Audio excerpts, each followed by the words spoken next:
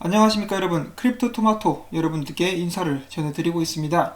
자, 비트코인 가격이 어제보다는 좀 떨어졌죠. 1143불에서 거래가 진행 중에 있고요.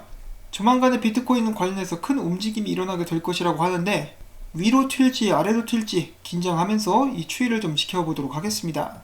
첫 번째로는 국내 소식이 준비되어 있습니다.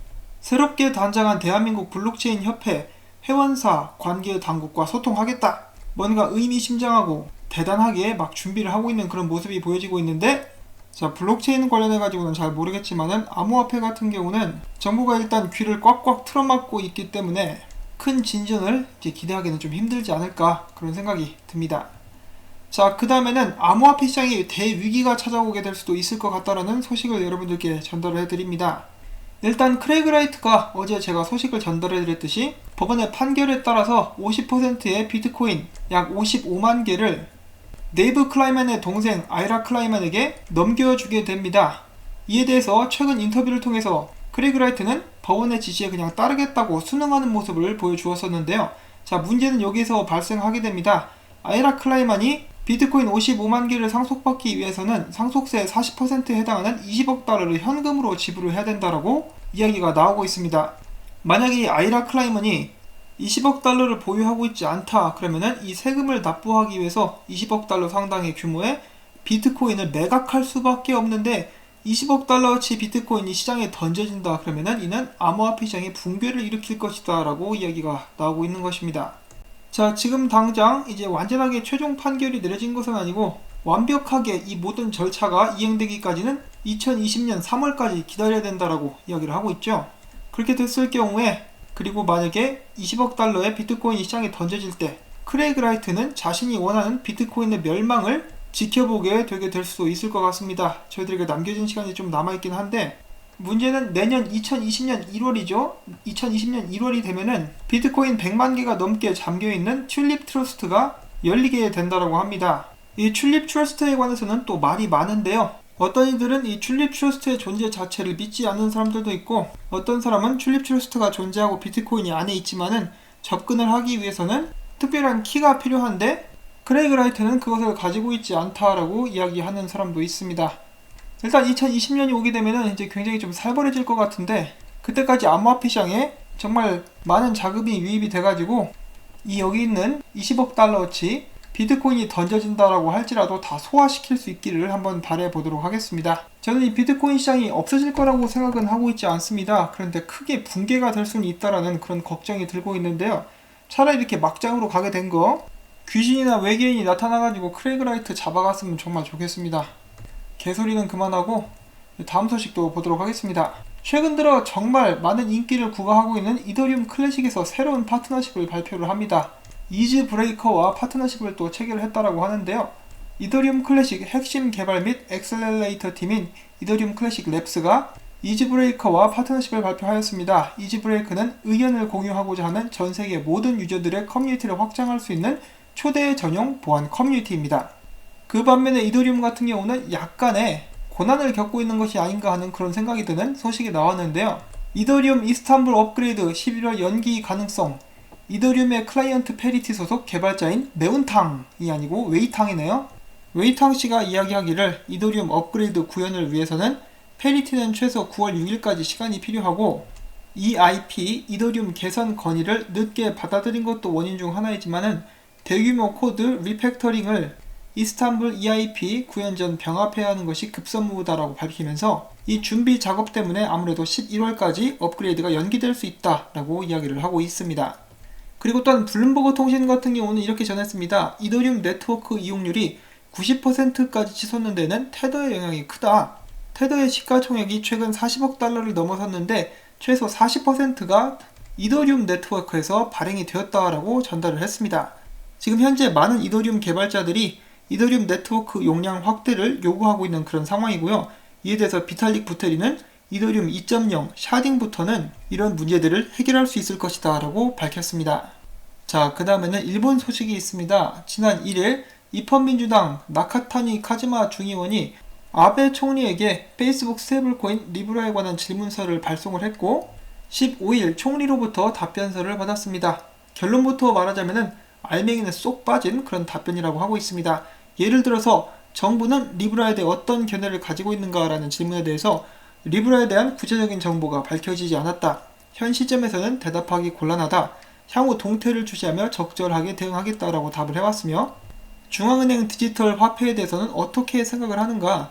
여기에 대한 답변으로 통화를 사용하는 국민의 편의성, 결제 안정성, CBDC 발행이 금융 시스템에 미칠 영향들을 검토할 것이다. 이런 식으로 실질적인 내용은 없는 그런 답변이었다라고 하고 있습니다. 그래도 한국은 리브라에 리자도 안 나오고 있는데 이런 부분을 봤을 때 이 사람들이 다방면으로 신경을 쓰고 있다라는 정도는 알 수가 있겠습니다. 자, 계속해서 리브라에 관련된 소식들이 준비되어 있습니다. 페이스북이 암호화폐 리브라 출시를 앞두고 당국의 규제 압력에 대응하기 위해서 워싱턴 소재 로비 업체인 FS 벡터를 추가로 고용했습니다. 페이스북 같은 경우는 지금 현재 사업을 추진하기 위해서 가능한 모든 수단들을 동원하고 있는 것으로 알려져 있고요. 로비 업체는 이것으로 5번째 것입니다. 첫 번째가 아니고 이번이 5번째 업체를 선정을 하게 된 것입니다. 그냥 돈으로 정치인들을 녹여버리겠다라는 그런 의도가 보여지고 있죠. 자, 한편 리브라 협회가 페이스북 코인 리브라를 대상으로 버그 바운티 프로그램을 실시하게 됩니다.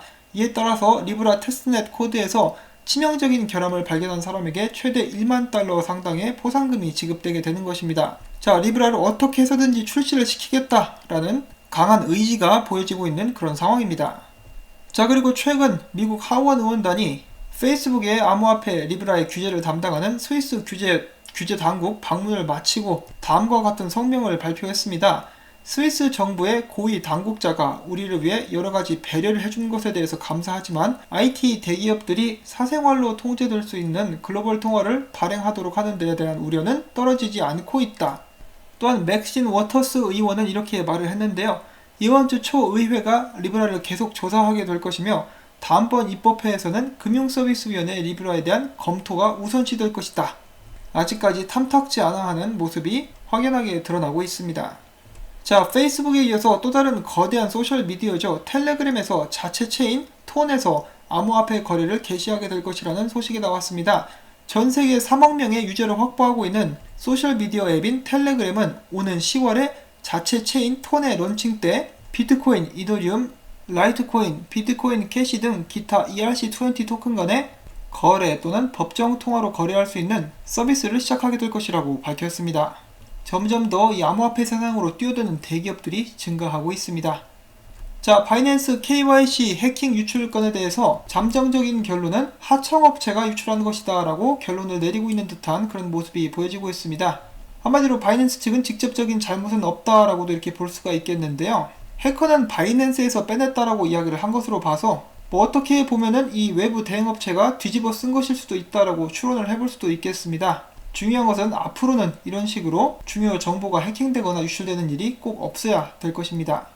자, 라이트코인이 유니세프 USA 아동 지원 프로그램인 유니세프 키드파워와 파트너십을 체결을 했습니다. 이를 통해서 아동들의 정규 수업 내에 금융교육을 지원한다는 방침입니다.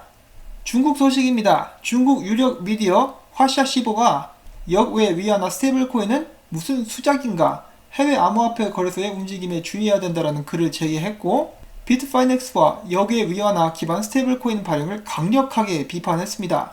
그들은 이와 같은 행위는 의심의 여지 없이 국가 화폐 정책의 레드라인을 넘어선 행위이고, 중앙은행은 그동안 암호화폐를 계속해서 금지해왔었는데 스테이블코인도 여기 포함이 된다. 만약 디지털 화폐가 필요하다면 중앙은행이 나서야 한다.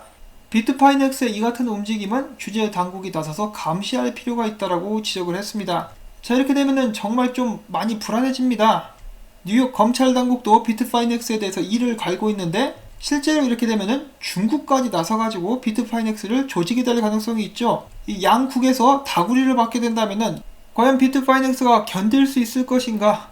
미국 하나도 벅찬데 이제 재수없으면 중국한테까지 걸려들어가지고 크게 위험을 초래할 수도 있는 그런 상황이 다가오고 있습니다. 웬만하면 나서지 말고 좀 가만히 있었으면 좋겠죠. 자, 그 다음으로 나온 소식입니다. 최초의 커뮤니티 암호화폐 펀드가 출시되었습니다. 일반 시민들의 투표로 의해서 포트폴리오가 구성이 되었다라고 하는데요.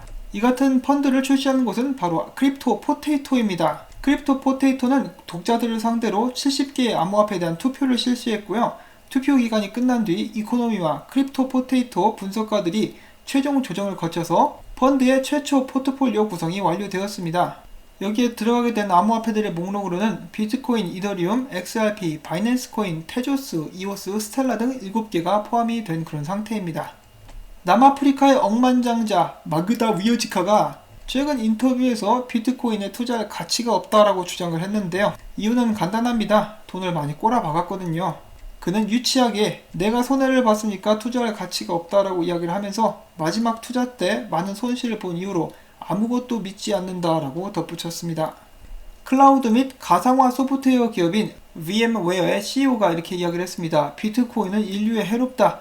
비트코인의 문제는 에너지 소비량이 높아서 기후변화를 일으킨다는 점이다. 비트코인 분산 원장에 한번 접속하려면 가정이 하루에 소비하는 에너지가 필요하다. 또한 설계 자체가 나쁘다라고 지적을 했습니다. 지금 이런 부분에 대해서 충분히 대비를 하려고 노력을 하고 있는 모습이 보여지고 있죠.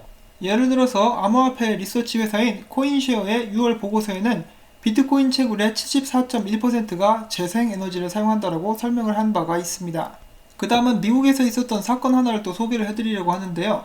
쿠날 칼라라는 이 남자는 미등록 머니 서비스 가상통화 거래소를 제공하고 2,500만 달러 상당의 돈을 세탁하고 불법 ATM 운영 및 불법 자금 세탁 등 총 4가지 죄로 기소가 되고 그 죄를 인정을 한 그런 사람인데요. 형벌이 어떻게 되는지 아십니까? 종신형 판결을 받을 수도 있다고 하고 있습니다. 한국 같았으면 한 2년? 3년 살다 나오면 되는데 거기다 심신미약에다가 술 한잔 하면은 이제 더 많이 형벌이 삭감될 수가 있는데 이 범죄자들에게는 대한민국이 선진국이 아닌가 하는 그런 생각이 들게 합니다. 자, 그 다음에 본격적으로 비트코인 가격 행방에 대해서 알아보도록 하겠습니다. 비트코인 만불대서 횡보, 이것은 데드캣 바운스, 임시적인 반등이다 혹은 회복세에 돌입하는 것이다 라고 하면서 의견들이 엇갈리고 있는 그런 상황입니다. 뉴스 BTC 같은 경우는 비트코인이 1900달러를 돌파하면은 그때 상승세를 예측해 볼 수도 있겠지만은 그렇지 않으면은 이것은 일시적인 상승일 뿐이다 라고 이야기를 했습니다. 한편 코인데스크 같은 경우는 비트코인이 지금 현재 약세를 보이는 가운데 주간 종가가 12주 지수 이동 평균 아래로 내려갈 경우 9,000달러 밑으로 추가 하락 위험이 있는 것으로 분석을 하고 있습니다. 그러나 비트코인이 12주 EME 아래로 떨어지는 것은 올해 신고점 경신을 위한 재충전의 기회가 될 수도 있다라는 그런 전망도 보여주고 있는데요. 지금 현재 12주 EME 같은 경우는 9,940달러입니다. 그리고 과거에 여기에서 강력한 지지를 받은 그런 경우가 있었고요. 때문에 코인데스크는 비트코인이 12주 EME 아래서 자리 잡게 될 가능성이 있는 그런 상황에서 여기가 뚫리게 된다라면은 강력한 매도 압력을 초래해서 9,000달러 밑으로 추가 하락할 수 있지만 후퇴 과정 속에서 7월 저점이었던 9,049불에서 지지세를 발견할 가능성도 있다라고 덧붙였습니다. 한편 비트코인의 12주 EME 붕괴는 오히려 강력한 반등의 계기가 될 것이다 라는 시각도 존재하고 있는데요. 비트코인은 과거부터 지금까지 12주 EME 아래서 저점이 높아지는 긍정적 패턴을 연출했었던 그런 경험이 있습니다. 하지만 결론은 언제나 똑같습니다. 무슨 짓을 하든지 비트코인이 완전하게 강세로 전환되기 위해서는 무조건 12,000불 돌파가 필요하다라고 코인데스크에서는 계속해서 몇 주째 이야기를 해주고 있습니다. 자, 그 반면에 비트코인 가격이 주춤하자 올해 말까지 전고점인 2만 달러를 갱신할 확률은 7%밖에 안 된다라는 그런 분석이 나왔습니다. 이 분석을 한 사람의 이름은 스큐라는 사람인데요. 이 사람의 이런 분석에 따르면은 꼴랑 7% 전고점 갱신 확률이 꼴랑 7%다라고 이야기를 하고 있는데 이거 틀리기만 해봐라 너는. 자, 아무튼 그는 이어서 ETF가 이제 굉장히 큰 영향을 끼칠 수 있다라고 이야기를 하게 되는데 9월달에 일단 벡트가 개장을 하게 되죠. 벡트가 개장을 하게 되면은 이제 ETF 확률이 좀 올라가긴 합니다만 한 달 만에 ETF가 승인될 것은 좀 힘들지 않나, 기대하는 사람은 거의 없지 않나 하는 그런 생각이 듭니다. 자, 반면에 레저 X의 오라클은 2019년 12월 28일 비트코인이 15,000달러를 기록할 가능성을 31%로 예상했다는 그런 소식도 있었습니다. 일단 아직까지는 시장이 크레이그 라이트 소식에 관해서는 크게 반응을 하고 있지는 않은 그런 모습들로 보여지고 있죠.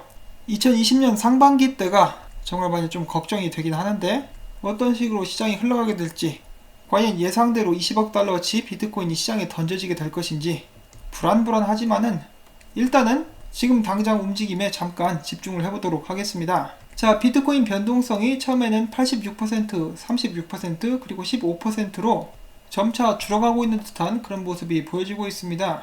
자, 이러한 비트코인의 움직임은 조만간에 큰 움직임이 나올 수도 있다라는 그런 가능성을 더욱더 높여주게 되는 그런 모습이라고 볼 수가 있겠는데, 이 크립토 멍멍이 같은 경우는 이제 좀 준비를 해라 이런 식으로 이야기를 하고 있습니다. 위로 튄다 그러면은 17,000불까지 비트코인이 올라갈 수 있다. 그러나 밑으로 짱 박히게 된다면은 이제 8,000불 그리고 7,000불대까지 이렇게 예상을 하고 있는 상황인데, 자신이 생각하기에 비트코인은 위로 쏠 것 같다라고 이야기를 해주고 있습니다. 자, 개팔자가 상팔자라고 하는데 이 친구가 맞춰가지고 같이 부자가 될 수 있으면 좋겠죠. 그 다음에 또 다른 분석가는 이렇게 이야기를 하고 있습니다. 지금 비트코인이 삼각 수렴을 겪고 있는데 RSI 상으로 봤을 때 이미 위쪽으로 솟았다 이거죠. 그리고 보통 가격 패턴은 RSI 패턴을 따라오는 경우가 많다. 그런 것을 근거로 봤을 때 나는 비트코인이 상승할 것 같다라고 이야기를 해주고 있습니다. 자, 여러분들은 어떻게 생각하십니까? 얼마 전까지만 해도 비트코인이 하락할 것이다 라는 의견이 많았었는데, 최근에 또 잘 버텨주고 숏의 뚝배기를 다 때려 부시면서 다시 한번 상승에 관한 희망이 모든 사람들의 눈앞에 펼쳐지고 있습니다.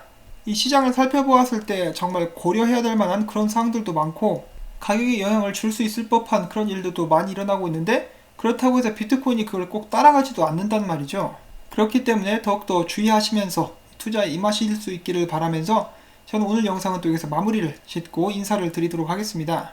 오늘 열심히 모아온 이 정보가 여러분들께 도움이 되셨다면 구독과 좋아요, 그리고 제가 계속해서 이 채널을 유지하고 열심히 일을 할 수 있도록 광고 시청을 처음부터 광고가 끝날 때까지 봐주시기를 부탁을 드립니다. 이 광고가 나오는 동안에 바쁘신 분들은 광고를 켜놓으시고 볼일을 보시면서 듣기만 해주셔도 저에게는 정말 큰 도움이 됩니다. 한 분 한 분께 다시 한번 감사드린다는 말씀 전하면서 전 다음에 새로운 소식 가지고 또 찾아뵙도록 하겠습니다. 안녕히 계십시오.